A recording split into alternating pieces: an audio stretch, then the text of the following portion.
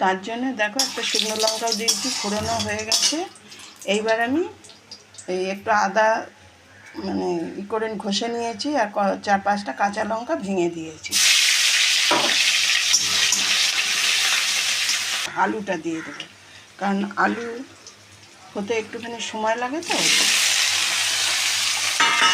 আর তার সঙ্গে আমি টমেটোটাও দিয়ে দেবো, দিয়ে একটু ভেজে তারপরে সব সবজিগুলো দিয়ে দেবো। আর এই দেখো সবজির আলুগুলো আমি ভেজে নিয়েছি। এবার পটল, ঝিঙে, কুমড়ো, কলমি শাকের ডাঁটা, পটল সব দিয়ে দেবো, একবারে দিয়ে দেবো, দিয়ে ভালো করে ভেজে নেব।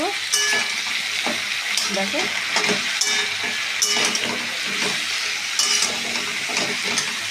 আর এই দেখো সজনের ডাঁটাগুলোও দিয়ে দিচ্ছি একসঙ্গে।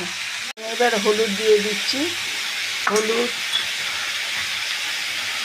একবারে দিয়ে দেবো, একটু চিনি আর নুন। এই তরকারিটা মজে যাবে তখন ঢাকা দিয়ে দেবো, সামান্য 1 ফোঁটা জল দেবো।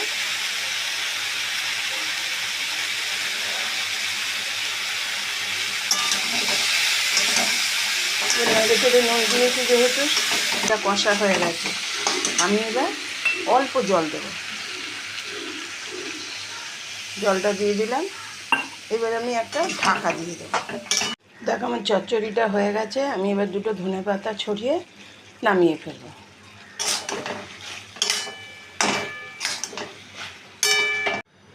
দেখো আমার চচ্চড়ি হয়ে গেছে। তোমরা এইভাবে করে খেয়ে দেখবে, খুব ভালো লাগবে। 5 মিশালি সবজি দিয়ে চচ্চড়ি করলে খুব ভালো লাগে। এর মধ্যে বড়ি হলে আরও ভালো হয়।